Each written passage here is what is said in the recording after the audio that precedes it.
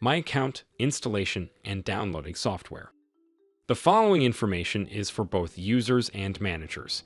It highlights where to update the user account information under the My Account tab, as well as how to install or download software.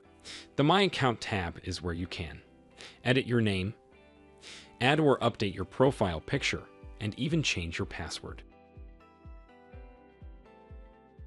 Installation and downloading of software. Finally, how users can download and install any of the commercial interiors library software items to their computer.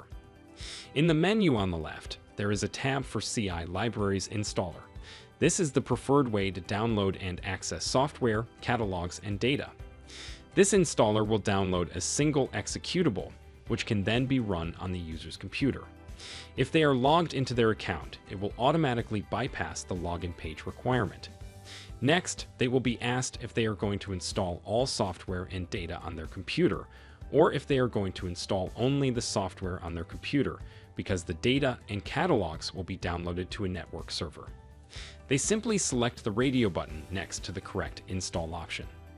If they select to save all software and data on their computer and click Next, the CI Libraries Data Warehouse and Notify will already be selected for installation. They will simply need to check the boxes next to any other software they need to install. Please note, for CI Libraries extensions in CET, there will be no other software to install.